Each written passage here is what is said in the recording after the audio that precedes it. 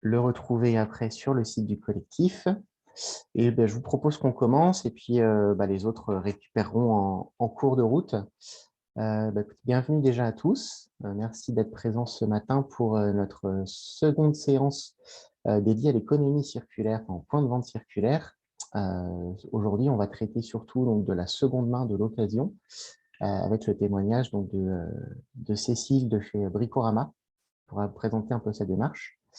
Et Philippe, je vais déjà te laisser la main, peut-être si tu voulais dire un mot d'introduction. Alors absolument, je partage le document qui rappelle un peu à la fois l'agenda et, alors vous allez me confirmer si vous recevez bien, si vous voyez bien le document. Oui, c'est bon. Ok, super. Donc effectivement, comme le disait Benjamin, on est toujours dans ce travail autour de la création d'un référentiel pour le point de vente circulaire. Et donc, il y a 4 séances. Il y a 15 jours, il y en a eu une première avec Nespresso et Charlotte qui nous a fait tout un retour d'expérience sur ce que faisait Nespresso à l'heure actuelle sur tous ces sujets d'éco-conception.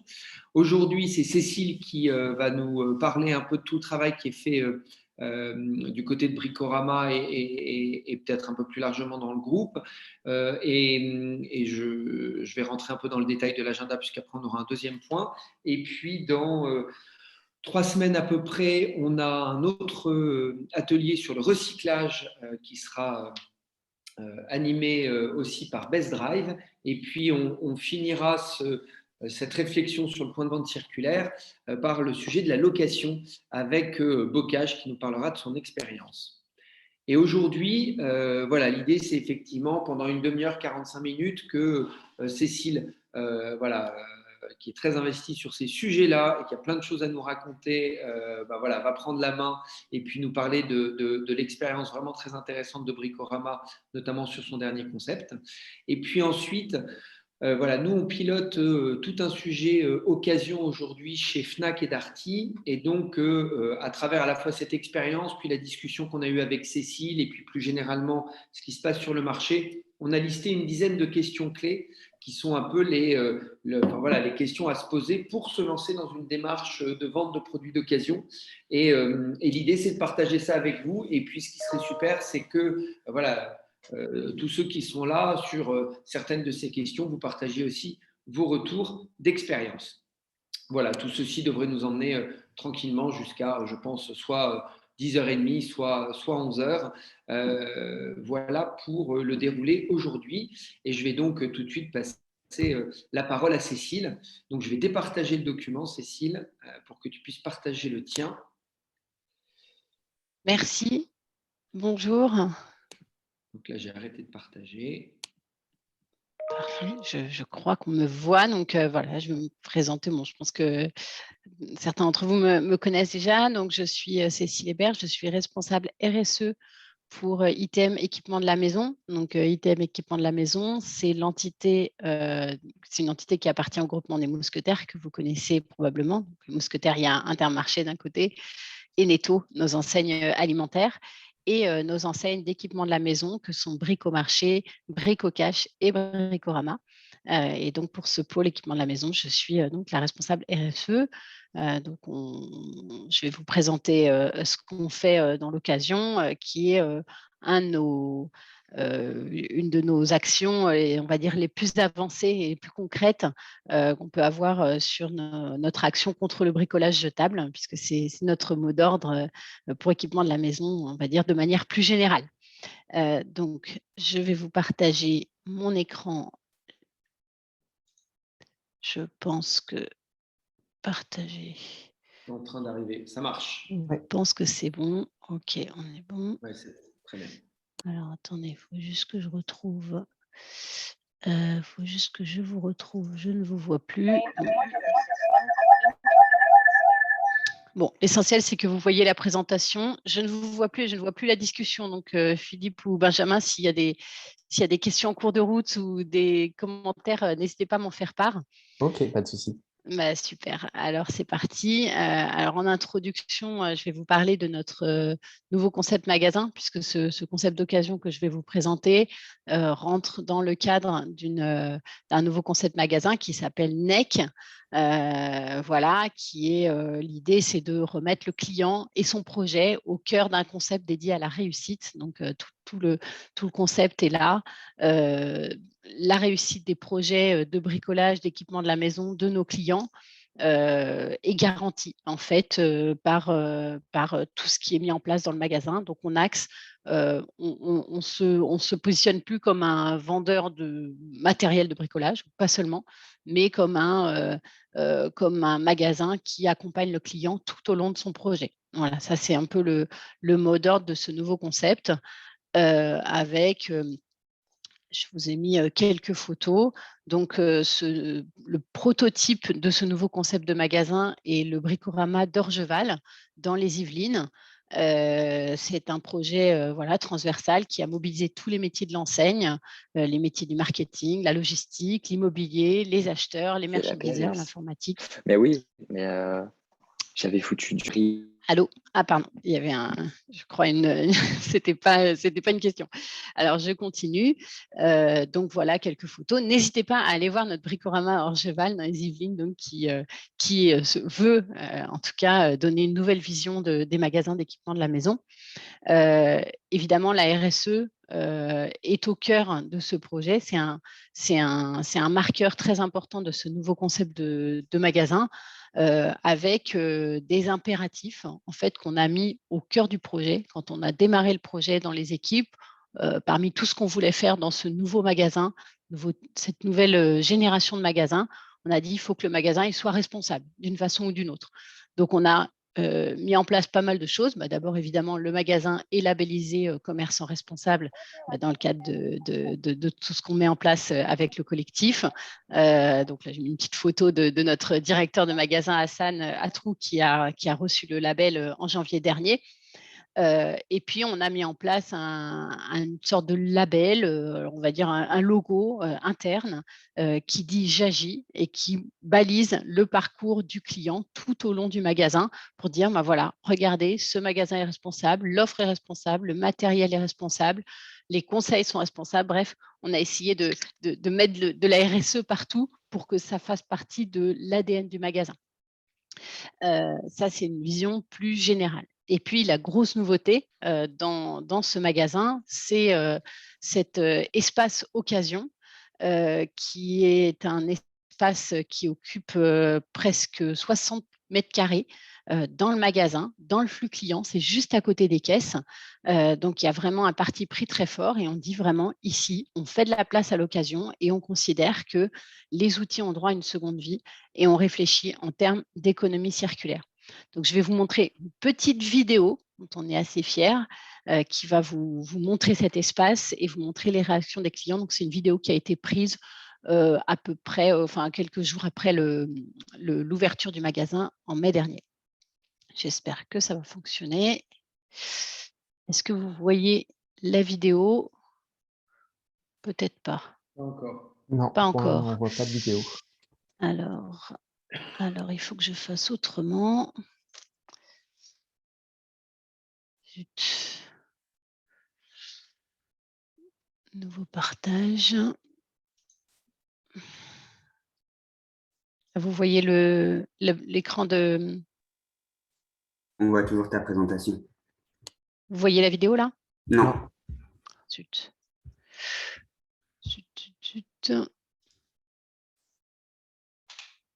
Ça y est. C'est bon. Ouais. Ok, c'est parti. Vous entendez la musique? Oui. Parfait.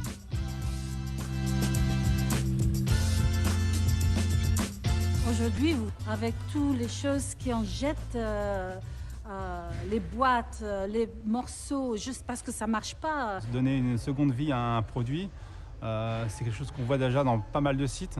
Pourquoi pas en magasin? Il y a énormément de choses qui se réparent, c'est sûr et certain, à 100%. Pour la planète, franchement, c'est un très bon concept.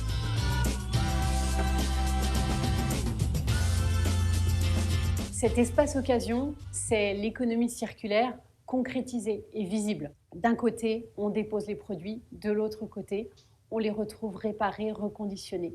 Le client comprend que pour construire une économie circulaire, on a besoin de lui, c'est lui qui est l'acteur et c'est lui qui construit cette économie circulaire avec Bricorama. Donc l'association avec Envie, en fait, s'est fait naturellement. C'est-à-dire qu'on a recherché aujourd'hui un acteur local économique en fait, qui est dans l'insertion et ce genre de choses, parce qu'il y a plein de choses qu'on a voulu développer dans ça. Et pour nous, Envie a été une évidence. Les premiers acteurs du projet, c'est bien sûr les collaborateurs du Bricorama d'Orgeval. Ils sont en première ligne pour répondre aux questions des clients, pour tenir un corner propre et attractif et pour faire le lien avec notre partenaire Envie. Envie, c'est l'autre acteur essentiel puisque évidemment, ils réparent, ils fournissent les produits prêts à vendre pour l'espace occasion. Nous sommes une association de 2300 personnes en insertion qui sont formées pour la réparation d'outillage. Le modèle économique est aujourd'hui en rodage. L'économie circulaire, c'est un cercle vertueux qu'il faut réussir à enclencher. Il faut créer cette habitude chez nos clients de ramener les produits dont ils ne se servent plus. Éventuellement, dans certains cas, nous donnerons des bons d'achat pour inciter à ce dépôt de produits. L'enjeu aujourd'hui, c'est d'activer un approvisionnement régulier et de qualité pour cet espace occasion avec la récupération et la collecte de produits en fin de vie, la réparation par envie et la revente régulière dans un espace occasion qui bouge tous les jours. Nous n'avons pas été déçus par nos clients. Ils étaient au rendez-vous et ils ont acheté massivement les produits que nous proposions dans notre espace occasion. Alors, ce qui me plaît dans cette idée, c'est le fait d'être éco-responsable. Et développer sur le long terme, que d'autres enseignes pourraient faire également. Penser au futur, voilà. Les prochaines étapes du partenariat, c'est le déploiement bien sûr. L'espace occasion, c'est un marqueur essentiel du projet NEC. Il va donc suivre le déploiement du projet NEC dès 2022 avec l'ouverture d'autres espaces occasion en partenariat avec d'autres antennes Envie partout sur le territoire.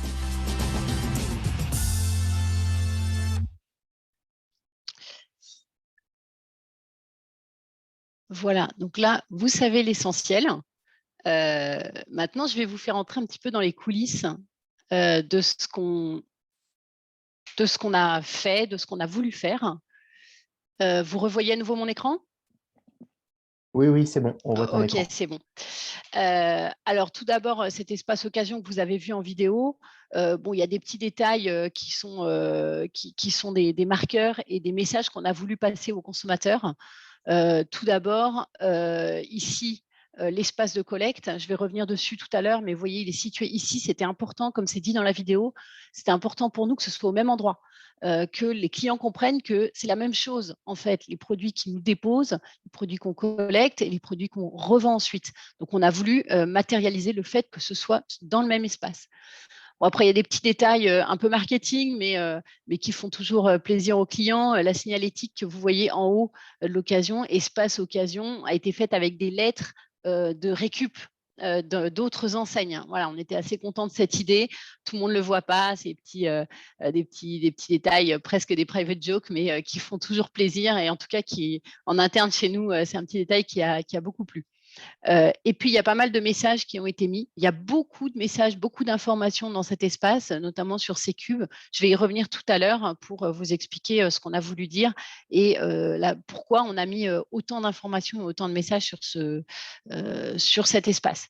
Avant de rentrer dans les coulisses, ce qu'il faut que vous sachiez, c'est que ça a été un succès commercial à la fois inattendu et vraiment énorme. On a mis en place, donc les outils qui sont en vente sont des outils en parfait état, vendus avec 1 an de garantie grâce à notre partenaire Envie. Je vais y revenir aussi. Le prix de vente est 30 à 50% moins cher que le neuf. Bon, ça, c'est un grand classique dans l'occasion, parce qu'on y reviendra tout à l'heure. Bref, ça a plu. Et en fait, la photo que vous voyez là a été prise le vendredi suivant l'inauguration du nouveau concept. Le samedi midi, c'était vide. On a tout vendu, tout ce que vous voyez là a été vendu en une seule journée, ce qui nous a posé d'autres problèmes sur lesquels je vais revenir un peu plus loin. Alors bien sûr, notre partenaire, vous l'avez vu dans la vidéo, c'est Envie. Je pense que tout le monde le connaît, sinon je vais le dire rapidement. Donc c'est une fédération associative nationale dont le métier historique est de récupérer de l'électroménager, les réparer et les revendre dans leur propre boutique d'occasion. Donc, nous, on est allé les voir et on leur a dit, on voudrait que vous fassiez ça, exactement la même chose pour nous, mais avec 2 différences. La première, c'est que ce ne sera pas de l'électroménager, ce sera de l'outillage et des appareils de jardinage, d'appareils électriques. Ça, ils nous ont dit, OK, on va acquérir cette nouvelle compétence, ça diversifie notre activité. Et la deuxième chose qu'on leur a demandé, c'est on voudrait que l'espace occasion, il ne soit pas dans vos boutiques, mais il soit chez nous. Donc, voilà, il y aura un petit flux logistique pour que les produits soient vendus chez nous. Ils nous ont dit OK aussi. Donc, le partenariat, à cette étape du projet qui est donc en phase pilote, pour l'instant, est un partenariat entre le Bricorama d'Orgeval et l'antenne Envie de Trappes. Mais devant le succès et l'envie de déployer chez nous, on a pris la décision de déployer. Donc, progressivement, on va mettre en place des partenariats entre les différentes antennes Envie au national et les autres points de vente qui vont ouvrir sur ce nouveau concept NEC à partir de l'année prochaine. Alors, pourquoi Envie ? Ça, je pense que vous vous en doutez. Voilà, c'est un acteur majeur de l'économie sociale et solidaire qui est engagé dans le recyclage, enfin plutôt dans le réemploi, qui a des connexions avec les éco-organismes. C'était important pour nous et j'y reviendrai. Et puis, porté par des valeurs proches des nôtres, des valeurs de solidarité, de proximité, d'humain. Il y a une notion de, voilà, ils emploient des gens en parcours de réinsertion. C'était important pour nous et ça donne beaucoup de cœur et de corps à ce projet. On s'est reconnu dans ces valeurs, on s'est tout de suite bien entendu et le partenariat se passe très bien, je pense, grâce à ce partage de valeurs. Alors, là, je vous ai montré encore une fois la belle vitrine. Mais je pense que ce qui va vous intéresser dans cet atelier, c'est de vous présenter les défis que peuvent représenter l'ouverture d'un espace occasion comme celui-là, les défis qu'on a relevés avec plus ou moins de succès, les défis qui nous restent à relever. Donc, en accord avec Philippe et Benjamin, je vais vraiment vous ouvrir les coulisses et vous montrer les difficultés. Et pour certaines, des difficultés pour lesquelles on n'a pas vraiment encore de solution, mais des pistes. Mais je me suis dit que c'était intéressant de pas seulement vous montrer tout ce qui va bien, mais aussi les questions qu'on se pose et que éventuellement vous pourriez vous poser si vous voulez vous aussi vous lancer dans cette aventure de l'occasion. Alors, j'ai pensé à 3 thèmes. Il y en aura peut-être d'autres dans l'échange qui va suivre. Le premier thème, c'est le thème des approvisionnements. Ensuite, c'est le thème de la confiance du client. Vous allez voir sur plein d'aspects comment on construit et qu'on entretient cette confiance. Et puis, la question du déploiement, parce que nous, on ne veut pas juste faire un prototype et juste faire une vidéo comme ça. On veut vraiment déployer et qu'à terme, 100% de nos points de vente proposent une offre occasion. Alors, le défi de l'approvisionnement, il est majeur. Alors, je vous ai fait l'histoire en 3 épisodes. Je me suis dit, on va faire un peu de storytelling. Donc, vous allez voir les trois étapes par lesquelles on est passé. Le premier épisode, c'était, on va dire, la conception du projet. On était tout frais dans l'économie circulaire. On se disait, économie circulaire, OK, donc il faut qu'on récupère des produits dans notre magasin et puis qu'on les fasse réparer par Envie. Donc, l'antenne Envie, elle est à 20 km, donc c'est bien, on est en local. Et puis ensuite, Envie nous les renvoie et puis on les revend dans notre espace. Ouais, économie circulaire, simple. Donc, on s'est dit, il faut collecter dans le magasin. On va faire dans l'espace occasion, comme je vous le disais tout à l'heure, des bacs de collecte avec plein de messages pour dire voilà, c'est ici, déposez vos outils dans ces bacs. Et puis après, on s'est dit, mais cet espace, il est à l'intérieur de l'espace de vente. Il faut quand même qu'on garde l'idée d'avoir des bacs de collecte des 3E avant les caisses, on va dire en classique, comme on en a d'ailleurs l'obligation réglementaire. Et donc, on va aussi mettre des bacs de collecte des 3E à l'entrée du magasin. On a appelé cet espace la recyclerie. Voilà, donc on a volontairement ou pas fait des designs un peu différents. En tout cas, ce n'est pas au même endroit du magasin. Donc, il y a 2 endroits où on collecte. On s'est dit, 2 endroits, c'est quand même beaucoup. C'est bon, on va collecter. Et puis en fait, ça n'a pas suffi, comme je vous l'ai expliqué. Donc, on s'est dit, il faut passer à l'épisode 2. Ah oui, alors avant de passer à l'épisode 2, donc on est toujours sur l'épisode 1, ça n'a pas suffi, donc on a tout vendu en une journée. Donc là, branle-bas de combat, on a demandé à notre agence de faire plus de communication vers les clients pour faire des messages, pour inciter les clients à rapporter des outils. Donc là, je ne sais pas si vous voyez les cubes qui sont mis en place là. On a mis des messages en disant, voilà, aidez-nous à remplir ces étagères, ce que vous voyez en bas à côté de la tondeuse là. On a mis sur les étagères, ici bientôt votre ancienne perceuse. On a fait des emailing aussi dans ce sens. Bref, on a fait des messages pour dire aux clients finalement. Puis ça nous a fait réfléchir en même temps. On s'est dit finalement, l'économie circulaire, on ne va pas y arriver tout seul. Si on veut vraiment le faire comme on l'a imaginé, il faut considérer que c'est le client, presque notre fournisseur de produits, c'est le client, notre partenaire, parce que finalement, c'est lui la source du gisement. Et donc, il faut absolument l'impliquer, l'intégrer et lui faire comprendre que s'il ne ramène pas ses outils, l'espace occasion ne vivra pas. Donc, on a eu un parti pris, comme j'ai écrit là sur le slide, voilà, de transparence, de pédagogie, de complicité avec le client, en se disant, bon, les gens vont rapporter. Ça a un petit peu marché, la collecte s'est un petit peu remplie, mais bien évidemment, ça n'a pas suffi. Donc, on s'est dit, il faut qu'on passe à la vitesse supérieure, deuxième épisode. Alors, le deuxième épisode, c'est qu'on s'est dit, il faut faire de l'événementiel. En plus, c'est bien, ça va faire parler de nous, ça va faire un peu de trafic, faire venir des gens dans notre point de vente. Donc, on va faire des événements collecte. On en a très tôt, juste après l'ouverture du magasin, et on a refait au mois de septembre. On a essayé, on a fait là les photos que vous avez là, c'est la collecte qu'on a fait sans contrepartie, donc les gens ont rapporté, voilà. Et puis comme on fait le choix d'offrir des bons d'achat, comme vous voyez là, donc on a dit vous allez gagner 5 €, 10 €, 15 € en fonction de l'état des machines. Et c'est bien parce que ça crée de l'événementiel, les gens rapportent, c'est pas de la grande qualité d'outils, mais voilà, ça a quand même, en tout cas, ça a fait un peu de bruit et puis ça permet de créer du trafic dans l'espace occasion. Donc, on a décidé en déploiement que ces collectes, ça ferait partie en fait du fonctionnement naturel de l'espace, des périodes qui correspondent aussi à des périodes de nettoyage et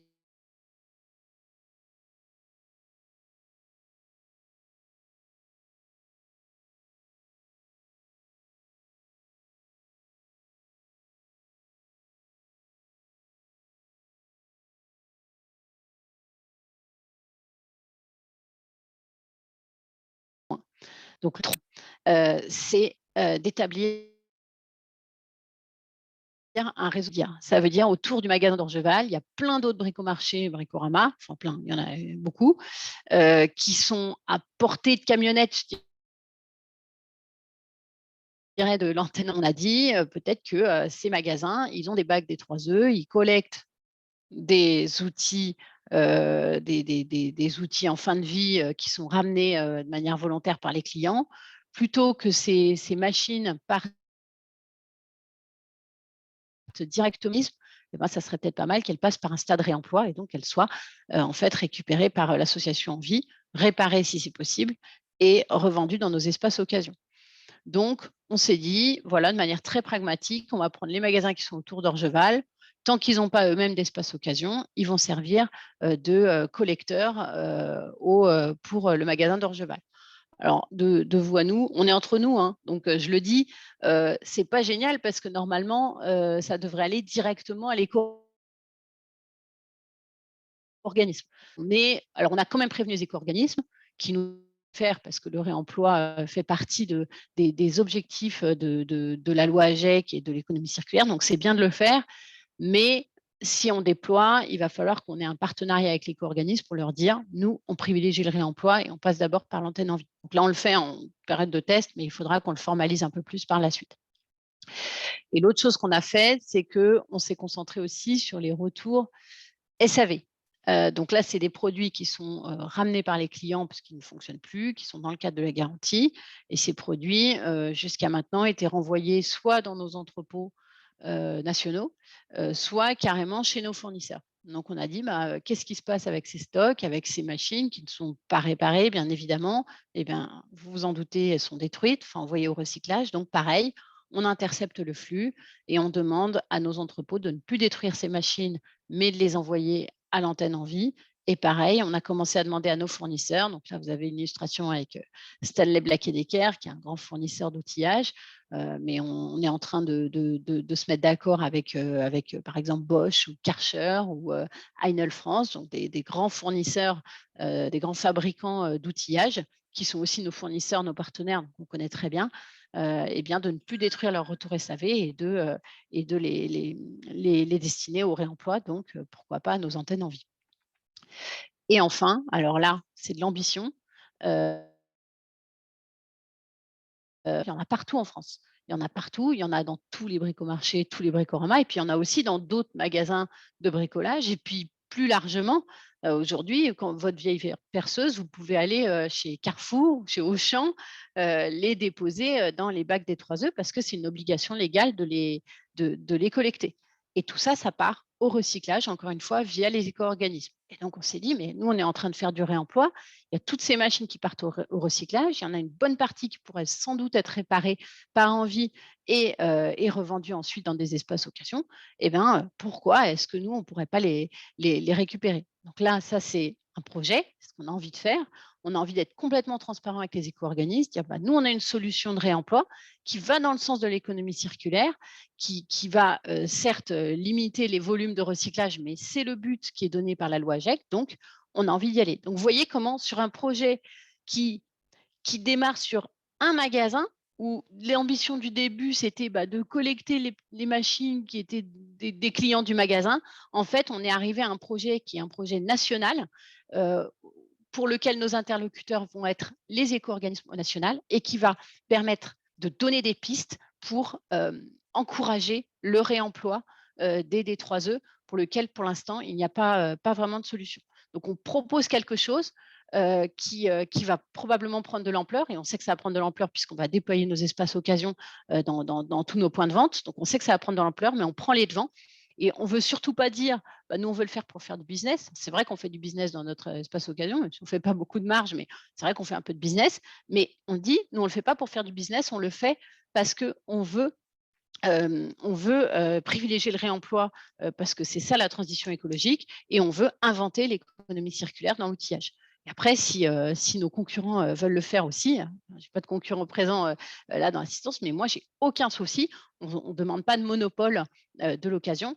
On demande juste à pouvoir expérimenter, montrer que ça marche, et puis ensuite, les éco-organismes organiseront, comme c'est leur métier, les filières de réemploi. S'il y a des questions là-dessus, j'y reviendrai tout à l'heure. Oui. Il y a une question qui est apparue dans le fil de discussion. C'est sur le modèle économique pour Envie. Est-ce qu'ils sont rémunérés pour la réparation, sur la revente? Est-ce qu'ils ont un pourcentage des ventes? Oui, tout à fait. Alors, je vais y revenir un peu plus tard, mais je vais répondre tout de suite à la question.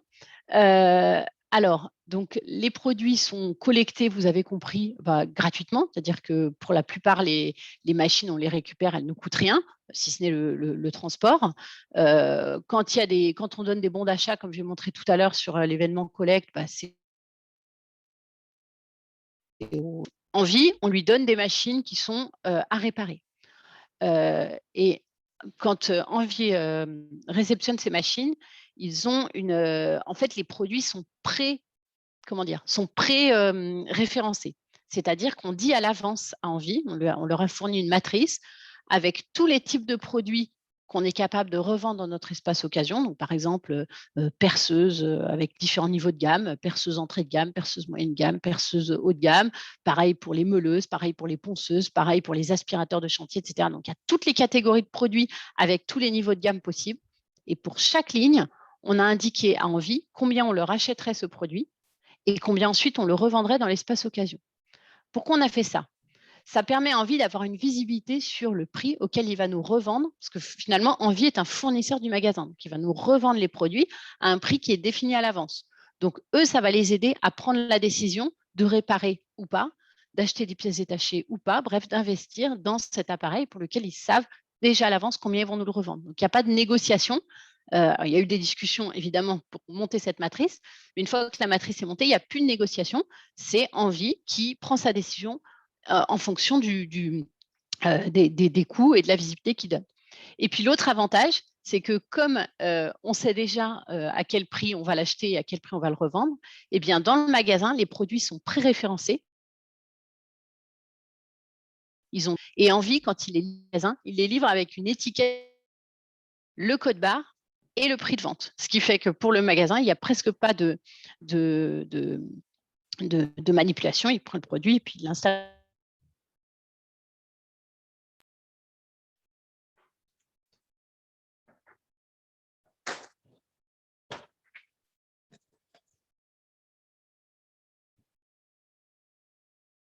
Il n'était pas question qu'on vende avec 0, parce qu'on est une société commerciale, il faut qu'on ait une marge.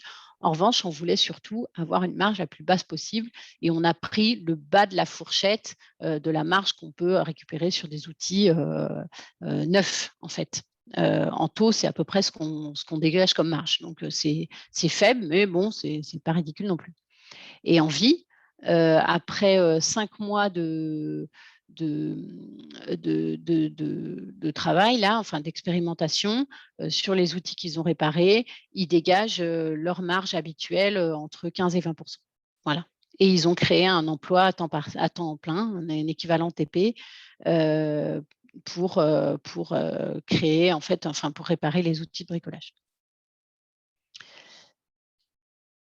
Alors, je vais avancer sur le deuxième défi à relever. Et justement, on va reparler de cette histoire de modèle économique. Vous allez voir pourquoi. Le deuxième défi à relever, c'est la confiance du client. On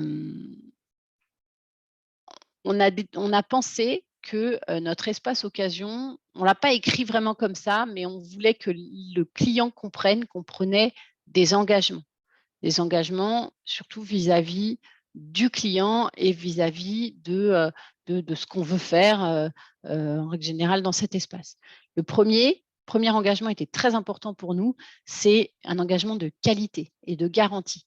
On est une enseigne de bricolage, on ne voulait pas vendre des machines qui ne marchaient pas ou qui marchaient un coup sur deux. Ce n'est pas parce que c'est de l'occasion que c'est de la mauvaise qualité. Donc, il fallait qu'on ait des produits de très bonne qualité et qui soient garantis. Et ça a fait partie des raisons pour lesquelles on a beaucoup aimé le positionnement d'Envie, qui garantit tous ces produits 1 an. Alors, vous le savez peut-être, mais il y a une obligation de garantie de 6 mois sur les machines d'occasion, sur les produits d'occasion en règle générale. Envie va plus loin, abonde et va jusqu'à une garantie d'1 an. Donc, ça, c'était très important pour nous de poser cette garantie et on pense que ça fait partie des raisons pour lesquelles les clients ont tant apprécié les produits d'occasion dans le magasin.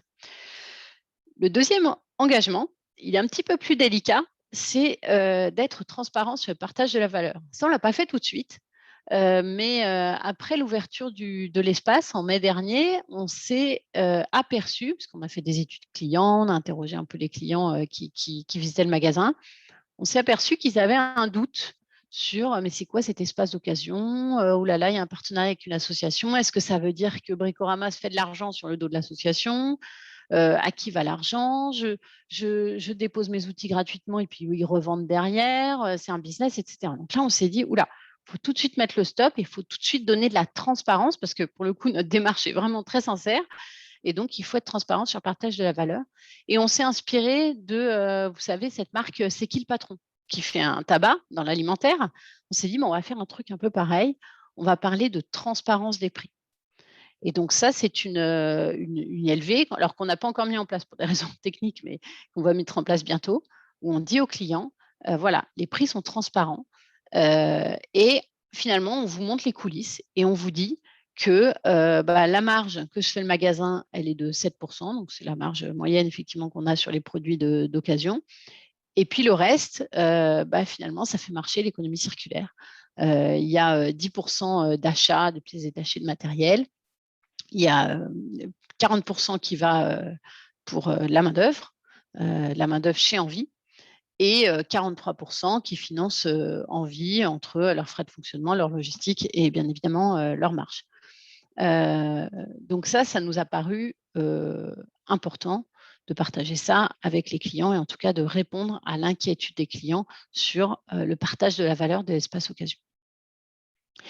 Et le troisième point, je n'ai pas d'illustration, c'est cette notion de ne pas mentir sur l'origine des produits. Donc le mot est un peu fort, mais c'est pour dire que quand on a fait notre benchmark sur l'occasion, on s'est rendu compte que des espaces occasion, il y en a plein, un peu partout, parfois des initiatives locales, y compris dans le bricolage, et que bien souvent, ce n'est pas vraiment de l'occasion. C'est-à-dire que c'est des invendus, c'est des fins de stock, c'est des fins de promo.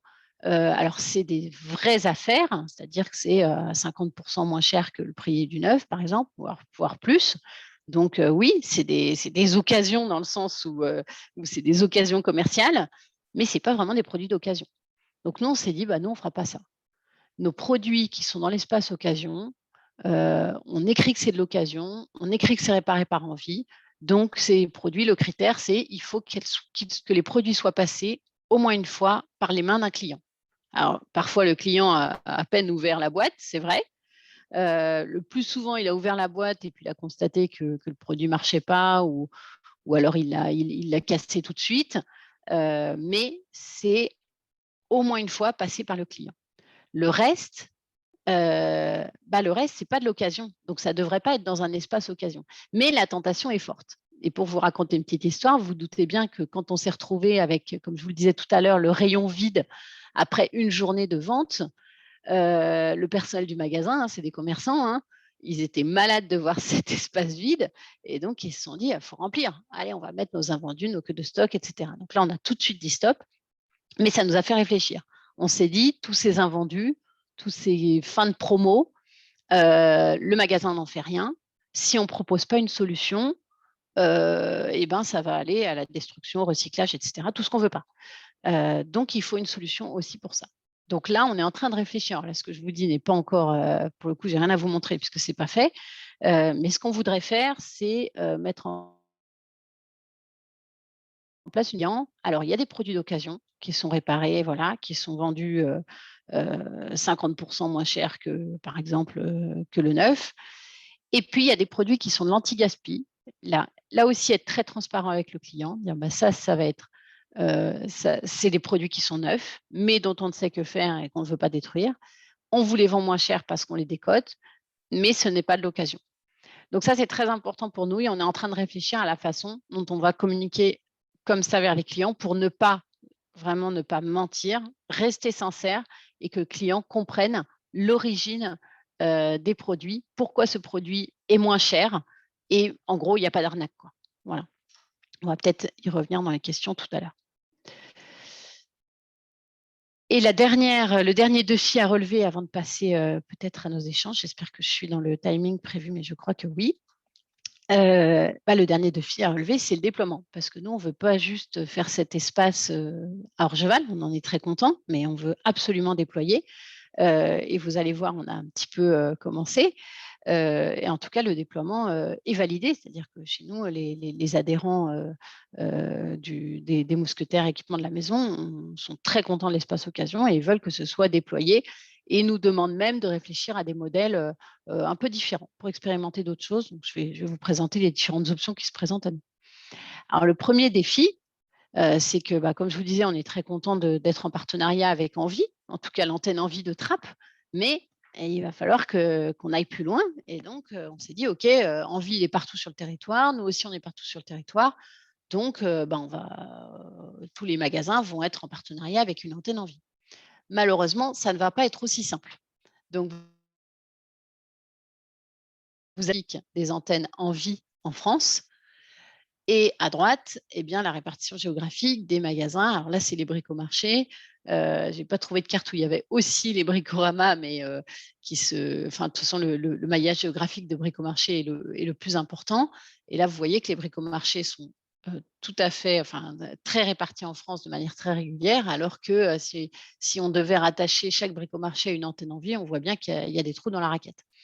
Donc, ça ne va pas marcher, en fait. En fait, il va y avoir plein de magasins qu'on ne va pas pouvoir accorder à une antenne Envie. Donc, il faut qu'on ait un autre modèle pour ces magasins, pour qu'ils puissent avoir aussi un espace occasion.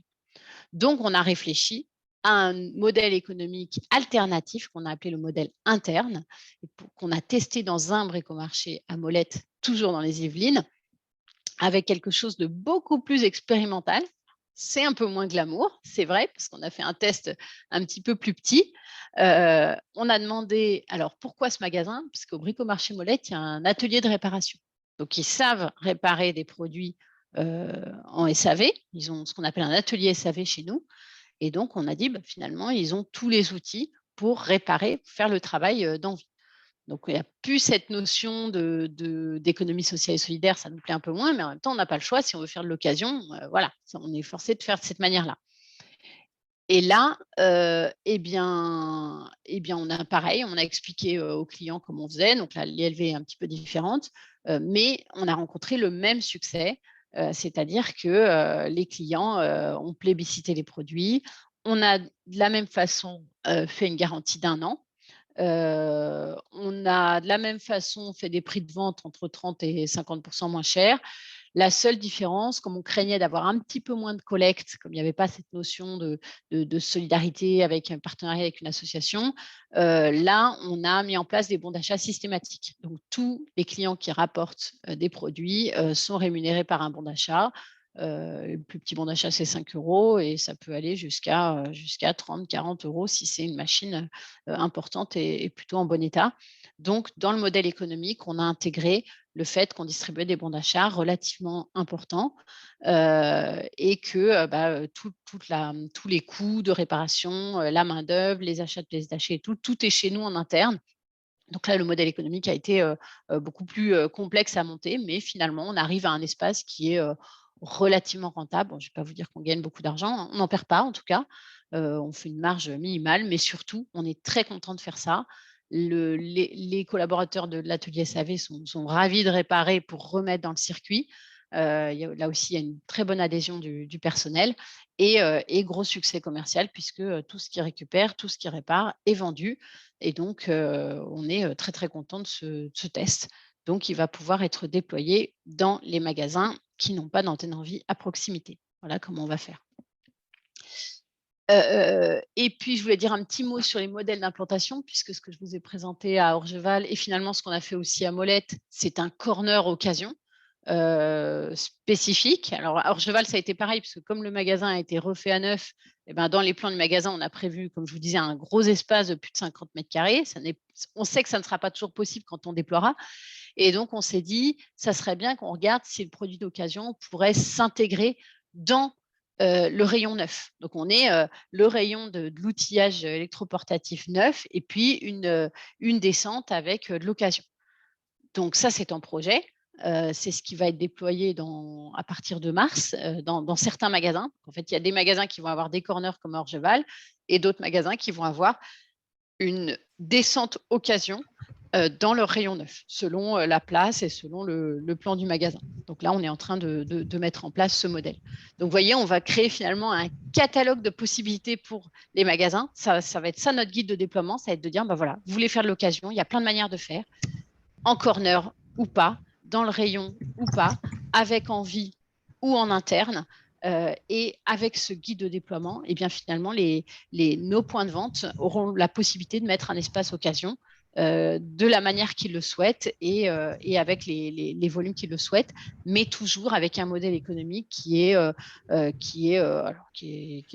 permet en tout cas de ne pas perdre de l'argent, de créer du trafic client et d'avoir un marqueur responsable et d'économie circulaire pour le point de vente. Voilà, donc en conclusion, et après je vais peut-être écouter vos questions et vos réactions, nous on est très très fiers d'avoir réalisé ça à Orgeval. On sait que ça ne suffit pas et on veut le déployer et le faire, comme je vous le disais, de multiples manières sur l'ensemble de notre parc de points de vente.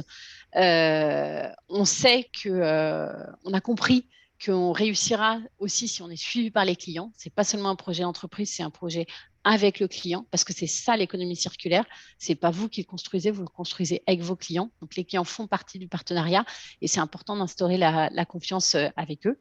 Et puis, on voudrait justement que ces clients soient habitués à cette notion d'économie circulaire et à cette idée de qu'est-ce que c'est qu'un achat et une vente d'occasion. Donc, on souhaite, nous, que ce type d'initiative en fait, existe partout, dans plein de magasins de bricolage, y compris dans d'autres enseignes concurrentes, et puis aussi dans d'autres secteurs, que le client soit habitué et prenne confiance et envie d'acheter ces produits de tous les jours d'occasion. Voilà, j'ai fini ma présentation. Parfait, merci beaucoup. Merci. Alors, il faut que je coupe le partage. J'ai une autre question dans le fil de discussion. Ouais. Pourquoi ne pas faire un atelier type Repair Café dans le cas où vous avez des experts qui savent réparer dans le cadre de petites réparations? Alors oui, on y a pensé. On ne peut pas tout faire. On ne peut pas tout faire, mais oui, ça a fait partie, disons, dans les brainstorming du projet NEC, on avait pensé à faire un Repair Café.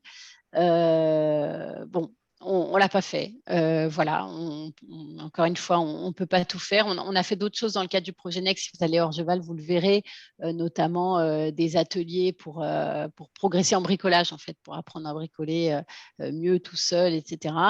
Donc, dans ces ateliers, on pourrait envisager que un des ateliers de formation, ce serait de réparer effectivement ces outils soi-même.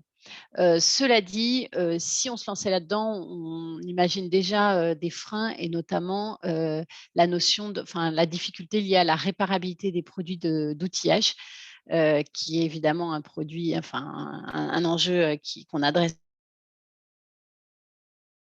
aussi en disant que les produits ne sont pas réparables, que les pièces détachées ne sont pas disponibles et donc ça freine l'activité de la réparation et du réemploi pour notre espace occasion. Donc on sait que c'est un défi, mais oui. Voilà, donc il faut aussi qu'on adresse ce défi et la notion de Repair Café peut être quelque chose qu'on pourrait déployer à l'avenir. Quand on sera bon sur l'occasion, que ça roulera tout seul, je ferai des Repair Café dans les Bricorama, c'est promis. Super, merci. Est-ce qu'il y a d'autres questions du coup pour Cécile? Merci en tout cas, je vois les commentaires. Merci pour vos encouragements. Est-ce que peut-être quelqu'un a un retour d'expérience aussi qui aurait réalisé un corner seconde main ou occasion dans son magasin, enfin, dans les points de vente de l'enseigne? Est-ce qu'il y a du coup, je ne sais pas, chez But ou Conforama, il y a quelque chose qui s'est fait?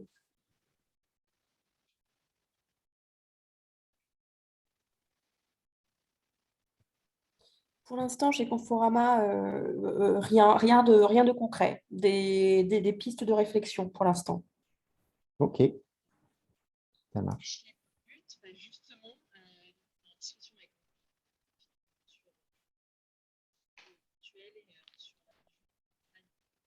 Alors, on vous entend pas très bien.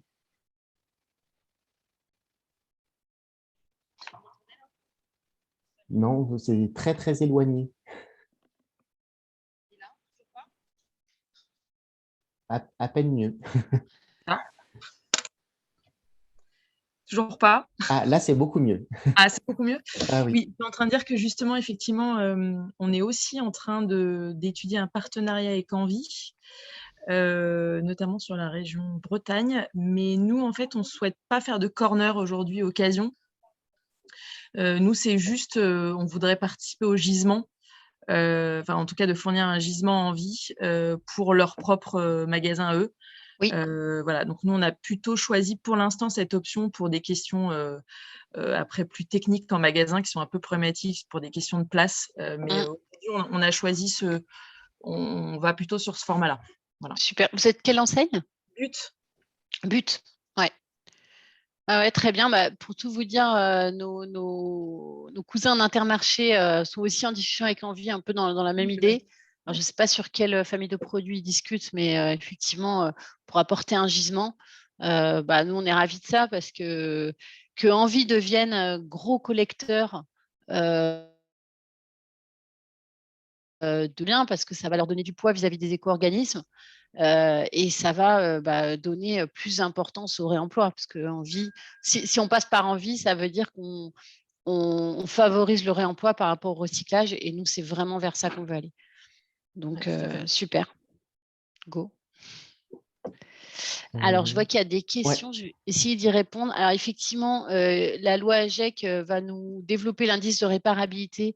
Donc, on a eu l'indice de réparabilité est né sur les tondeuses à gazon cette année, et puis elle arrive bientôt sur les perceuses. Donc, là, on est pile dans nos familles de produits. Donc, effectivement, ça va m'aider. Ça va aider nos produits à être plus réparables, et je sais que nos fournisseurs sont sur le coup. Donc, oui, ça va dans notre sens. En tout cas, la loi va dans notre sens. Donc, dans tous les cas, la loi AGEC, nous, on boit du petit lait. Les Emmaüs ont de plus en plus d'espace réparation également. C'est vrai, on avait consulté Emmaüs pour ce partenariat, et on avait trouvé qu'ils étaient moins prêts qu'Envie. Voilà, ils étaient moins dans cette réflexion sur le réemploi. Donc, c'est pour ça qu'on a travaillé avec Envie de manière préférentielle. Mais peut-être que pour nos trous dans la raquette dont je parlais tout à l'heure, peut-être que Emmaüs pourrait nous rendre des services. Donc, oui, ça pourrait être un partenaire intéressant à terme. Et puis, vous avez posé une question sur Internet, qui est aussi un gros sujet. Alors, je ne voulais pas parler de tout parce que sinon, je suis trop longue. Mais oui, on aimerait bien avoir sur notre site Internet, donc nos sites Internet d'enseigne, donc bricorama.fr, bricomarché.com, d'avoir un espace occasion. Donc, on est en train de réfléchir à ça. Il y a plein de façons de le faire. Donc, c'est un peu tôt là pour vous en parler. Et puis, ce n'est pas l'objet de l'atelier puisqu'on parle de point de vente circulaire. Mais on y travaille. On réfléchit à comment on pourrait faire de l'occasion sur Internet, sachant qu'on veut rester dans une logique locale. Il ne faut pas que les produits ils traversent la France, sinon en termes d'empreinte, ça n'a plus de sens, quoi. Donc, pour nous, l'économie circulaire, c'est quelque chose de local. Donc, il faut qu'on réfléchisse en local. Donc, on est en train d'y réfléchir. Voilà. Donc, à l'occasion d'un prochain atelier, dans quelques mois, avec plaisir, on vous partagera nos réflexions. Est-ce que nous avons pensé à implémenter des partenariats pour des entreprises qui ont des chutes de bois ou autres matériels de bricolage? Non, pas du tout. Alors ça, non, on n'a pas du tout pensé à ça, mais je vais le noter. Pourquoi pas? Pourquoi pas? C'est vrai que les déchets de chantier, c'est un sujet qui occupe pas mal de monde au niveau des éco-organismes et des fédérations professionnelles en tout le monde, sur qu'est-ce qu'on propose à nos clients. Là, je vais plus parler de nos clients. Qu'est-ce qu'on propose à nos clients pour la fin de vie de leurs déchets de chantier? C'est un gros sujet. Un gros sujet parce que c'est les déchets de chantier, les chutes de bois par exemple, ou effectivement des matériels de bricolage en fin de chantier. C'est des produits qui prennent beaucoup de place, qui peuvent parfois être des produits dangereux. Donc, nous, on n'est pas, des entreprises de recyclage. Voilà. Donc, on ne peut pas tellement les récupérer et en gérer le flux complet. Mais en même temps, on aimerait bien dire à nos clients, on s'occupe aussi de la fin de vie des produits qu'on vous a vendus. Donc, il y a beaucoup de débats chez nous là-dessus. On aimerait bien avoir des solutions à proposer, mais il faut quand même qu'on reste dans le cœur de notre métier. Donc là, il y a peut-être une limite. Et cette limite, notre activité, notre cœur de métier, et au fait que finalement, c'est des choses qu'on pourrait déléguer à des éco-organismes ou à que nos parties pourraient financer, bien sûr, et de leur dire finalement, c'est votre rôle de gérer les déchets de nos clients.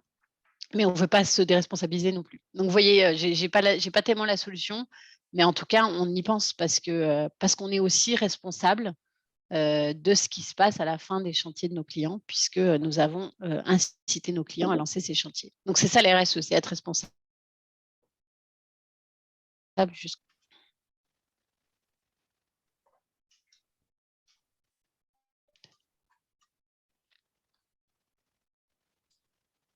Parfait. D'autres questions? Sinon, on va passer peut-être à la suite, Philippe. Oui, très bien. Merci Cécile, c'était vraiment absolument canon. Et franchement, je trouve que c'est vraiment formidable quand une enseigne peut à ce point-là partager en toute transparence son expérience. expérience. Enfin, voilà, j'ai pris 3 pages de notes, donc c'est… Non, mais c'est vachement intéressant parce que nous, en tant qu'agence de design, on est énormément interrogé aujourd'hui sur la création d'espaces d'occasion.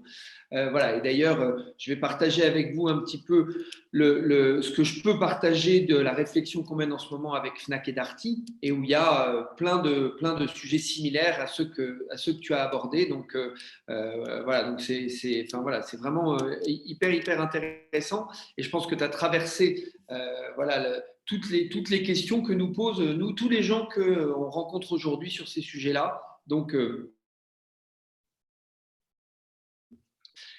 alors, je vais partager avec vous effectivement, je reprends la main sur le document, et alors vous me dites dès que vous le voyez. C'est bon, on voit, Philippe. Donc effectivement, alors 10 questions clés pour se lancer dans l'occasion. Il y en a peut-être 12, il y en a peut-être 14, mais voilà, en tout cas, on les a un peu listées autour de 10 questions. Et je vais juste d'abord parler une seconde de la Fnac avec qui on travaille à l'heure actuelle. Donc nous, en fait, on a été mandaté par la Fnac et Darty pour travailler sur la mise en avant du point de vente, de toutes les démarches qu'ils font sur l'économie circulaire à l'heure actuelle. Et donc là, je vais faire un focus uniquement sur le sujet de l'occasion. Et en fait, l'occasion, et je vais plus spécifiquement parler de la Fnac parce que Darty approche le problème de manière un peu différente. Mais côté de la Fnac, d'abord, il faut savoir que l'occasion, c'était quelque chose qui existe en fait depuis assez longtemps. Donc, ça fait partie un peu de l'ADN de la Fnac, puisque notamment sur la photo, ils appelaient ça le deuxième déclic. Donc, voilà, c'est quelque chose qu'ils pratiquent depuis assez longtemps. Et dans les magasins Fnac, vous pouvez acheter des boîtiers d'appareils photo, des objectifs, etc. Et puis, le deuxième sujet aussi, c'était évidemment tout ce qui est gaming, parce que le gaming, voilà, le leader qui est Micromania aujourd'hui a énormément d'espaces d'occasion. Donc là, on est vraiment dans du réemploi de jeux. Voilà, les gamers, ils utilisent un jeu, dès qu'ils l'ont terminé, hop, ils vont le revendre. Et voilà. Donc c'est historiquement un secteur où il y a beaucoup d'occasions. Donc il y avait déjà un peu cette démarche d'occasion à la Fnac. Et puis surtout, la Fnac à un moment s'est rendu compte que et cet enjeu business, alors on parlait tout à l'heure de la transparence sur l'origine des produits, et vous verrez que la Fnac a été très transparente également, mais il y a eu une vraie réflexion autour, en fait, notamment de ce qu'ils appellent les retours clients. C'est-à-dire qu'en gros, vous vendez un produit, le client peut le ramener dans les 15 jours. Et donc, voilà, ils ont énormément de retours clients. C'est le client qui a ouvert la boîte du téléphone et puis qui s'est rendu compte qu'en fait, il avait pris un écran trop petit et donc qui finalement ramène le téléphone. C'est le client qui a acheté un appareil photo mariage, puis qui après ramène l'appareil photo en disant non, mais finalement, c'est pas ce que je voulais, etc. En fait, ils ont énormément de retours clients. Donc, avant même d'être un sujet, je dirais, de RSE, ça a d'abord été un sujet business de dire qu'est-ce qu'on fait de tous ces retours clients. Voilà, donc, je vais juste lister, puis après, je vais rentrer un peu dans le détail des différentes questions clés. Mais effectivement, voilà un peu comment ça a démarré notamment à la Fnac, et puis tout ça est venu évidemment avec toute la réflexion que, alors je ne sais pas si vous étiez là lorsque Régis Koenig, qui est le patron de la RSE et des services Darty Fnac, était venu intervenir, mais il avait expliqué toute la démarche d'économie circulaire qui est en place. Et comme toujours, vous avez une démarche d'économie circulaire et puis vous avez le business. Et là, typiquement, sur ce sujet des retours et de l'occasion, il y avait une vraie façon de faire matcher les deux. Donc, les 10 questions clés, et puis je vais à nouveau partager à travers cette expérience, notamment avec la Fnac, mais c'est quel produit? Donc, effectivement, quel produit? On a eu toute cette discussion avec Darty Fnac. Donc, déjà, il y avait une évidence sur les produits techniques, c'est-à-dire voilà, tout ce qui est électroménager, évidemment, petit électroménager, voilà, le soin du linge, le soin de soi, etc. Donc tout ça, il y avait une forme d'évidence pour Darty et pour Fnac, enfin là en l'occurrence plutôt des produits Darty, travailler là-dessus. La deuxième évidence, c'était évidemment sur les produits de technologie, puisque voilà, la téléphonie, les enceintes, etc., c'est des produits qui fonctionnent très très bien. Donc ça, c'était évident aussi. Sur la télé, c'est plus compliqué aujourd'hui. C'est plus compliqué parce qu'en fait, la télé est un produit qui se transporte de plus en plus difficilement. Voilà, les dalles sont de plus en plus fines, de plus en plus fragiles. Et en gros, ils nous ont expliqué que récupérer en termes de logistique, vous risquez d'avoir beaucoup de casse, donc c'est un peu plus compliqué. La photo, bon, bah, c'est un marché qui est un peu moins. Aujourd'hui, on prend plus de photos avec nos téléphones que nos appareils photo, donc c'est un marché qui est un peu moins stimulé qu'avant, mais il y a toujours sur les beaux appareils cette culture à la Fnac de produits de seconde vie. Et puis un petit peu sur l'informatique aussi, ça c'est voilà. Et c'est sûr que le gros du business aujourd'hui, il est quand même évidemment, on le sait tous, beaucoup sur la téléphonie. Et puis après, c'est poser la question, évidemment, quand vous êtes à la Fnac, des produits éditoriaux. Alors, comme me disaient les gens de la Fnac, quand vous voyez la faillite de Giberjeune, vous vous dites, est-ce que vraiment le business du livre d'occasion est un bon business pour nous ? Donc, en tout cas, sur ce qu'ils appellent les produits éditoriaux, ils font des tests sur le vinyle, parce que, voilà, évidemment, là, le marché de l'occasion peut avoir un sens.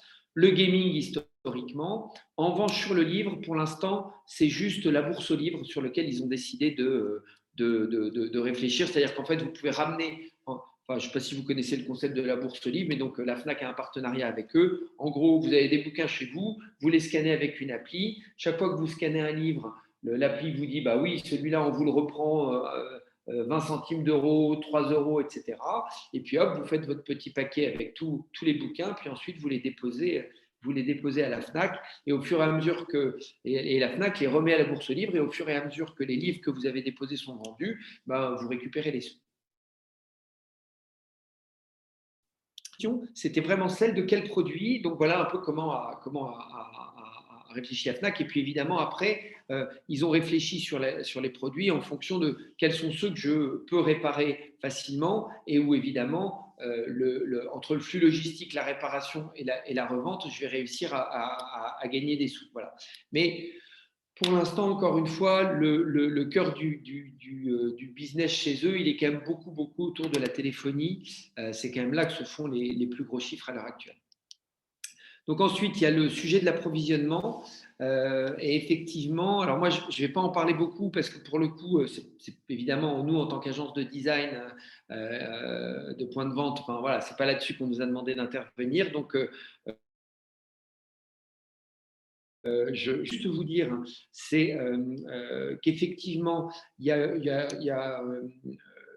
a des opérations aussi de reprise en magasin, mais là-dessus, enfin voilà, la Fnac est encore en train de mettre des choses en place. Sur la téléphonie, ils vont proposer systématiquement la reprise de l'ancien téléphone. Sur les autres produits, vous savez que quand vous faites livrer une machine à laver Darty reprend votre ancienne machine. Donc là-dessus, naturellement aussi, il va y avoir un gisement. Voilà. Après, c'est un sujet que je maîtrise un peu moins bien, donc voilà. Mais de par le SAV de Darty, de par la récupération du gros électroménager, voilà, là, il y a un vrai gisement pour eux. Et puis, il y a aussi assez systématiquement la reprise de l'ancien téléphone pour en fait donner du pouvoir d'achat aux clients. Vous voulez acheter un iPhone à 800 €, si vous revendez votre ancien iPhone à 300 € et que Darty sait que derrière, ou la Fnac, ils savent qu'ils peuvent le revendre 400, bon, voilà, vous avez filé de la part d'eux, vous avez filé du pouvoir d'achat à votre client. Donc voilà sur ce sujet approvisionnement. Et encore une fois, mon côté, j'ai un peu de mal à aller beaucoup plus loin. Sujet qui est lié aussi, c'est l'origine des produits. Alors là-dessus, on a choisi d'être transparent côté Fnac, puisque, voilà, en fait, on a… donc, en fait, aujourd'hui, ce que la Fnac a appelé la Fnac seconde vie, hein, le naming a été important. Il y a eu beaucoup de réflexions autour de ça, de savoir si on l'appelait Fnac seconde vie, Fnac occasion. Et finalement, c'est le mot seconde vie qui est resté. Mais vous voyez qu'on rappelle quand même le mot occasion en parallèle. Donc, en gros, le gros de l'origine des produits, c'est quoi ? C'est des produits reconditionnés en atelier. Donc voilà, ça c'est ce que Cécile appelait tout à l'heure les retours de SAV. Voilà, vous avez beaucoup de produits qui partent en SAV. Enfin voilà, soit qui sont des produits qui ont été déposés par des clients, soit des produits où finalement voilà, le client ne veut pas payer la réparation, donc voilà, le produit se retrouve en SAV. Ou des produits, on parlait des machines à laver, voilà, qui ont été récupérées chez un client et puis qui finalement ont été reconditionnés en atelier et sont remis sur le marché. Donc ça, c'est la première origine des produits. La deuxième, c'est des retours clients, donc ça, j'en ai beaucoup parlé. La troisième, c'est des modèles d'exposition. Donc là, par rapport à la définition de Cécile, ce n'est pas forcément des produits qui sont passés entre les mains des clients, mais à nouveau, il y a une transparence de la part de la FNAC là-dessus, puisqu'il y aura marqué modèle d'exposition. Et puis enfin, ça peut être des produits d'occasion repris par nos équipes. Mais dans cette notion de produits reconditionnés, ce ne sont pas forcément des produits qui, je reviens sur le premier, qui ont été récupérés auprès des clients. Je sais qu'il y a d'autres sources d'approvisionnement de produits qui ensuite sont ramenés dans les ateliers Fnac Darty et qui sont réparés. Évidemment, Fnac Darty s'appuie sur le SAV Darty qui est voilà, un des meilleurs du monde. Donc là-dessus, évidemment, ils ont une force de frappe très particulière. Mais vous voyez, en tout cas, systématiquement, il y a ces petits panneaux pour expliquer aux clients parce qu'en fait, et on le retrouve, si je vous montre par exemple voilà, des modèles d'affiches, voilà, à chaque fois, des affiches prix, à chaque fois, voilà, l'origine du produit est mise en avant. Et ça, c'est important parce qu'en fait, il y a une question effectivement de côté Fnac, et puis ils disent en gros, quand à un moment vous faites un prix à moins 20%, parce que c'est un retour client et qu'en gros la boîte elle est à peine ouverte, ou que vous êtes à moins 10%, bah voilà, si vous expliquez c'est un retour client et le vendeur peut dire bah oui, c'est un retour client, ça a été à peine ouvert, etc. Quand vous êtes à moins 50% parce que c'est un produit qui est un produit d'occasion qui a vraiment servi, qui a été réparé, voilà. Donc en fait, parler de l'origine des produits permet en fait d'expliquer la politique prix aussi qu'il y a derrière. Voilà, donc il y a une question de transparence et il y a aussi une question d'explication de la politique prix. Donc c'est pour ça que c'est ce qui a été choisi par la FNAC. Donc politique prix et partage de la valeur, bah ça voilà. Voilà, je vous ai un peu par après, il n'y a pas de notion de partage de la valeur avec un organisme comme Envie. Voilà, mais je trouve que l'explication de Cécile a été très très intéressante. Effectivement, ces notions de partage de la valeur, elles sont très importantes. Chez Fnac, chez Fnac Darty, ça ne se pose pas puisqu'en fait la réparation elle est faite chez eux.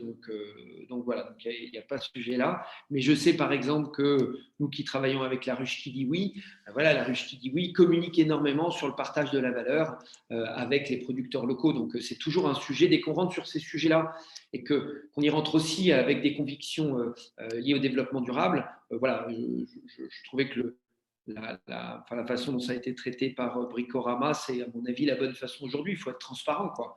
Il faut être transparent parce que si vous n'êtes pas transparent, de toute façon, tout de suite, ça va créer ah oui, d'accord, il y a une arnaque, il y a quelqu'un qui profite d'eux. Non, bon, voilà, on est transparent et en même temps, on est des commerçants, donc on gagne aussi. Les notions de garantie, évidemment, ça c'est très très important. C'est ainsi Fnac et Darty ont des politiques plutôt de mieux-disant, hein, parce qu'ils savent qu'ils peuvent réparer chez eux. Et c'est sûr que quand vous achetez un produit d'occasion sur le Bon Coin, voilà, vous n'avez pas de garantie. Quand vous l'achetez chez Fnac Darty, voilà, vous avez deux marques qui sont parmi les plus belles marques du marché. Donc, en termes de réassurance, c'est formidable. Mais je pense qu'effectivement, la réassurance, c'est fondamental. Et pareil, quand vous allez chez Bricorama, voilà, vous êtes chez une enseigne nationale. Donc, c'est vraiment très rassurant. Mais cette notion de garantie, elle est indispensable. Alors évidemment, qui se répare sur du textile, c'est évidemment un autre sujet. Sixième question, c'était celle de la localisation dans le magasin. Donc, on s'est posé beaucoup de questions avec Fnac et Darty. Et effectivement, il y a deux options. Vous avez l'option 1 qui est d'avoir un corner dédié à l'occasion en magasin, ce que Bricorama a fait. Et puis, vous avez une deuxième hypothèse qui est de dire, en fait, je mets les produits dans les rayons des produits neufs. Alors, nous, on n'a pas retenu, enfin quand je dis nous, c'est Fnac Darty n'a pas retenu le fait d'avoir un espace dédié pour plusieurs raisons. La première raison, c'est que vous prenez un magasin Darty qui va faire 800 mètres carrés en moyenne. Si demain, vous devez installer un espace produit d'occasion de 50, 60 mètres carrés avec du blanc, donc de l'électroménager, de la téléphonie, etc., c'est hyper compliqué à faire. Il n'y a pas 50 mètres carrés de libre quelque part. Donc, vous êtes obligé de reconcentrer tous les autres univers. Le problème, c'est que le mobilier télé n'est pas le même mobilier que celui de la téléphonie, qui n'est pas le même mobilier que l'électroménager. Donc, en gros, vous êtes quasi obligé de refaire un magasin. Donc, si vous vouliez faire un espace dédié, vous pouvez le faire sur un nouveau magasin. Et c'est très compliqué de le faire sur un ancien magasin, ou alors ça impose des travaux très lourds. Donc ça, c'était un premier problème. Le deuxième problème, c'était la cohabitation entre une machine à laver et un iPhone, je ne sais plus à combien on est, 12. Bon, voilà, ce n'est pas tout à fait d'un point de vue merch, vous en êtes conscient du même produit. Alors, vous pouvez mettre effectivement le téléphone sur la machine à laver, c'est une forme de glorifier et de podium. Bon, voilà, donc ça, ce n'est pas non plus évident en termes de merch. Puis le troisième sujet, c'est un sujet commercial. C'est que, en gros, si vous avez un espace dédié, ça veut dire qu'à un moment, alors encore une fois, c'était la réflexion Fnac Darty, hein, il y a d'autres modèles, Cécile nous l'a prouvé, mais la réflexion Fnac Darty, c'était de dire si j'ai un espace dédié, je n'aurai pas un vendeur capable de vendre, de bien vendre et une machine à laver et un téléphone. Donc, à un moment, je vais avoir du mal à pousser, je vais avoir du mal à vendre les produits parce que finalement, ma force de vente ne sera pas assez spécialisée sur les produits. Donc, j'ai intérêt à le mettre dans les rayons de produits neufs parce que là, mon vendeur de téléphone, il connaît tous les téléphones, donc il sera capable de vendre ce téléphone-là. Et ensuite, j'ai un client qui est dans le rayon de produits neufs. Ben voilà, il veut s'acheter un iPhone 10. Il se trouve qu'il y a un iPhone 9 d'occasion qui est en bon état, etc. Donc, voilà, à un moment, j'ai plus d'iPhone 10 neuf, hop, je lui propose l'iPhone 9 qui est d'occasion. Voilà, donc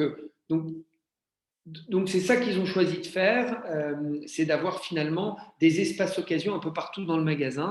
Et ça donne, dans ce qui a commencé à être mis en place, voilà, ça donne ce genre de choses. Donc, ça peut être tout un moment, tout un display entier avec, qui est marqué Fnac Seconde Vie, ou juste un petit meuble et puis hop, je rajoute une flèche, ou vous voyez deux bacs. Voilà. Donc, ça permet quand même une très grande agilité. Et évidemment, vous le savez, le principe du produit d'occasion, c'est ce que nous montrait Cécile tout à l'heure, quand c'est vide, c'est vide. Enfin, je veux dire, ou en tout cas, quand vous avez vendu les produits, votre rayon, il est vide. Donc, finalement, d'avoir comme ça des espaces qui sont très modulables, c'est pas mal parce que si tout d'un coup, hop, vous voulez enlever une gondole entière et puis remettre de l'accessoire ou autre chose, vous enlevez la gondole entière de produits d'occasion. Donc, ça donne quand même une vraie latitude à chaque chef de rayon. Donc ça, c'est pour la localisation dans les magasins. Le merchandising, j'en ai un petit peu parlé, mais effectivement, c'est le fait d'aller, là on est en train de développer notamment avec Darty plein d'autres outils de merch qui sont plutôt de l'ordre de la PLV que de mobilier dédié, encore une fois, parce qu'en gros, l'idée, c'est plutôt de venir à moindre coût, tout d'un coup, marquer un espace dans lequel je dis, là, il y a de l'occasion. Et puis, si demain, mon rayon occasion, il prend 6 mètres linéaires, hop, c'est juste de la PLV à rajouter. Je le fais sur le mobilier existant. Voilà. Et si demain, j'ai quasi plus de produits d'occasion et que j'enlève la PLV et puis je remets du produit normal. Donc, ça ça permet une grande souplesse. Et voilà, et à nouveau, la façon dont Cécile nous expliquait le fait qu'à un moment le corner soit vide, comment est-ce qu'on le remplit, etc. Voilà, cette agilité-là, en tout cas, c'est le choix qui a été fait par Fnac Darty, ça leur permet plus d'agilité là-dessus. Le point suivant, celui de la mise en avant du service, évidemment, chez Fnac Darty, il y a le sujet de la réparation. Et vous devez savoir que Darty a lancé un abonnement réparation. Je ne sais pas si j'ai une photo dans les parages, parce que ça c'est un doc Fnac. Non, oui, enfin bref.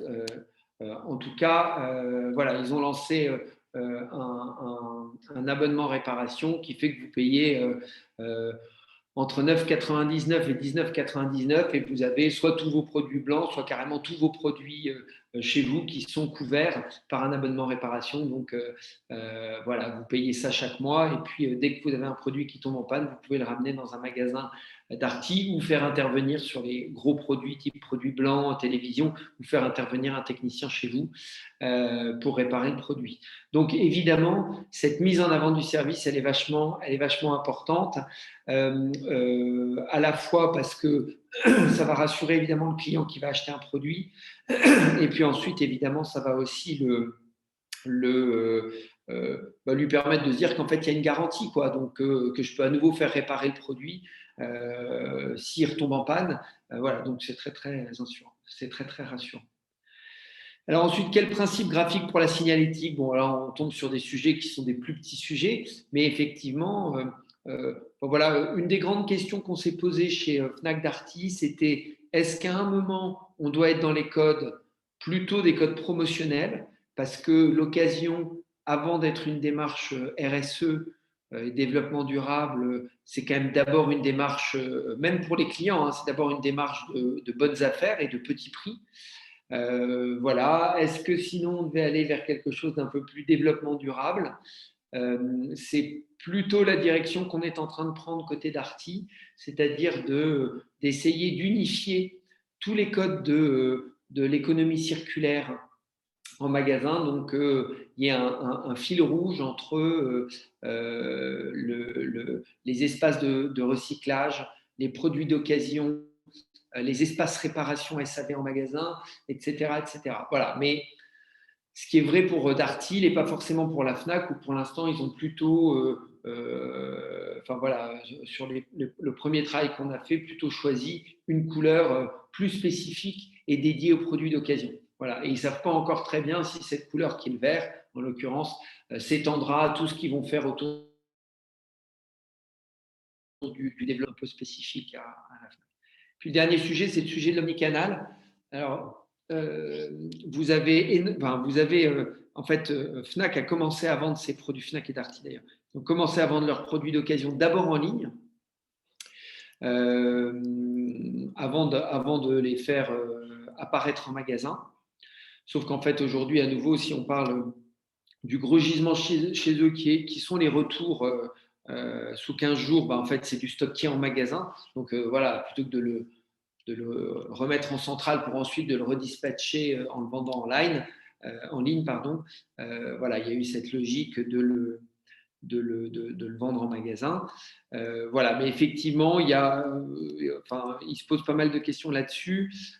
On a un autre client, nous, avec lequel on travaille beaucoup, qui est le groupe EasyCash, donc qui est un spécialiste de l'occasion, pour qui on a développé le concept un peu centre-ville premium des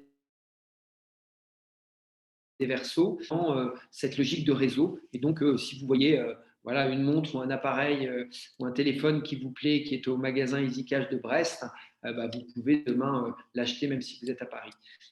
Voilà, donc finalement, l'omnicanal, c'est pour moi, je pense pour tout le monde, la suite logique de la vente du produit d'occasion. À un moment, voilà, naturellement, les produits se retrouveront aussi online, mais ça veut dire que c'est une logistique plus lourde. Voilà, est-ce qu'on peut le faire pour tous les produits?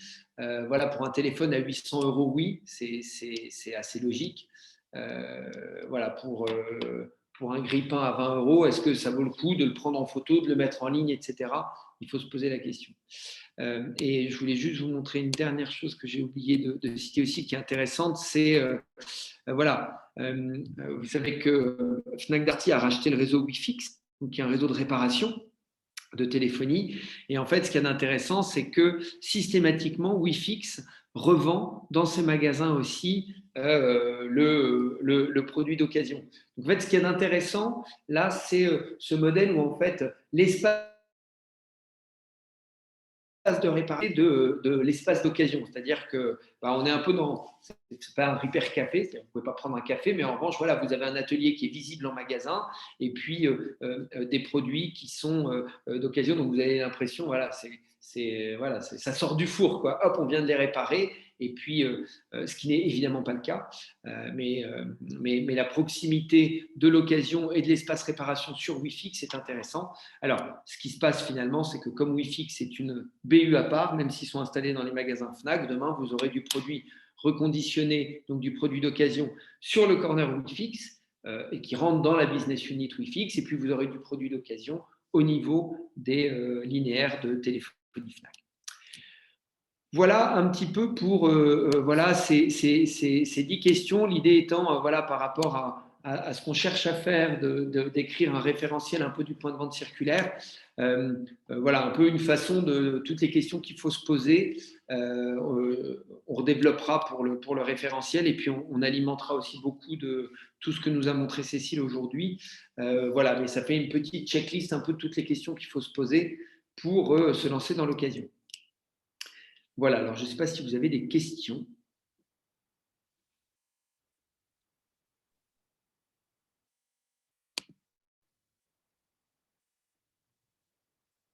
Non, il n'y a pas de questions. Moi, je n'ai pas de questions, mais j'ai juste un petit commentaire. Pardon, je reprends à nouveau la parole. À propos des principes graphiques, c'est vrai que c'est une petite question dans le sens où, on parle de design, ce n'est pas forcément ce qui est premier, mais en fait, ça pose une question de fond. C'est effectivement les espaces occasion. Est-ce que c'est des espaces de bonnes affaires ou est-ce que on dit à nos clients de faire un question de fond qu'on s'est également posé? Et moi, la réflexion que j'ai eue à ce moment-là, c'est de me dire, finalement, Ikea, ils le faisaient ils le font depuis combien? Depuis 30, 40 ans, je ne sais pas, avec leur espace bonnes affaires là, en fin de parcours client. Et ils l'ont présenté en effectivement espace promo, quoi. Voilà, faites une bonne affaire. Et ils n'ont pas présenté, en tout cas à l'origine du truc, c'était pas de l'économie circulaire ou du développement durable, c'était pas ça. Donc, je pense que c'est un peu, on va dire, à l'ancienne de penser que c'est de la... Les clients sont friands de ça, mais ce n'est pas ce qu'ils attendent en premier. Et je pense que le choix qui a été fait là par la Fnac de prendre plus une option, on va jouer sur la notion de développement durable, d'économie circulaire, je pense, moi, que c'est l'avenir et que c'est ça que les clients attendent. Même s'ils savent qu'ils vont faire une bonne affaire, ce n'est pas ça leur première motivation pour aller sur les espaces occasion. Et ça a été confirmé chez nous par les études clients. Vraiment, ils savent qu'ils le font pour réduire les déchets, pour réduire la production de neuf, etc. Ils sont très sensibilisés à ça. Et donc, je pense, moi, que c'est le bon axe. Non, je suis complètement d'accord. Je voulais juste montrer, j'en profitais, est-ce que je l'ai... mince, parce qu'en fait, à un moment, Ikea a transformé certains de ces espaces, alors malheureusement, bonne trouvaille, en circular hub. Donc, eux-mêmes ont commencé à faire évoluer, mais bon, là, ce n'est pas le bon exemple, il faudra que je retrouve l'autre. Ah, voilà. Vous voyez, donc, ils ont commencé eux-mêmes à faire évoluer Cécile avec ce que tu dis. Après, c'est sûr que, c'est toujours la même chose, c'est que le point de vue très commercial par moment dans une enseigne peut dire non, mais attendez, on va d'abord mettre en avant le prix et finalement opter pour cette démarche plus économie circulaire. Je pense aussi que c'est une façon plus moderne de parler des choses et qui correspond mieux en fait à une grosse motivation des clients. Et en même temps, les clients ont bien compris que le produit d'occasion, c'était aussi une bonne affaire financière. Mais vous avez aussi beaucoup de gens qui, effectivement, aujourd'hui veulent en priorité acheter des produits d'occasion. Est-ce qu'il y a d'autres questions? Sinon, on arrive à la fin du timing. Oui, je ne sais pas si du coup, dans vos enseignes, vous vous êtes posé ces mêmes questions ou s'il y a d'autres questions qui manquent, que vous vous êtes posées aussi du coup quand vous avez lancé ces actions d'économie circulaire chez vous.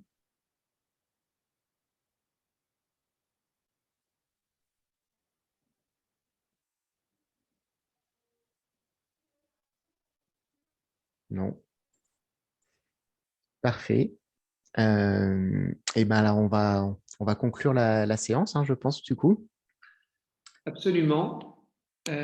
Et donc, vous donnez rendez-vous pour voilà, ceux qui seront dispo. La prochaine séance, c'est le mardi 9 novembre de 9h30 à 11h. Et voilà, c'est après Nespresso et Bricorama aujourd'hui, c'est Best Drive voilà, qui présentera son retour d'expérience, cyclage. Voilà, encore un grand merci à Cécile parce que vraiment, cette présentation était absolument super. Donc, voilà, en tout cas, moi, je suis un grand fan de cette présentation. Voilà, et vraiment, c'était hyper intéressant. Je trouve que ça traitait tous les sujets. Voilà. Parfait. Merci à tous. Merci à tous et donc n'hésitez pas à venir nous retrouver donc le 9 novembre. Envoyez-moi un mail pour que je puisse vous inscrire. On a également du coup un atelier la semaine prochaine sur la gestion des déchets dangereux pour le secteur de l'automobile. Et le 26 octobre, on a aussi du coup un atelier sur le reporting RSE et les ODD qui sera animé par Deepkey pour la première séance. Et la deuxième séance qui aura lieu le 23 novembre sera animée par le Global Compact France. Voilà, donc n'hésitez pas à m'envoyer un petit mail pour vous inscrire à ces ateliers. Voilà, et ben merci à tous et je vous dis à très bientôt. Et d'ici la semaine prochaine, vous pourrez retrouver le replay et le compte-rendu de l'atelier. Merci beaucoup. Au Merci. revoir. Bonne journée. Au revoir. Au revoir, merci.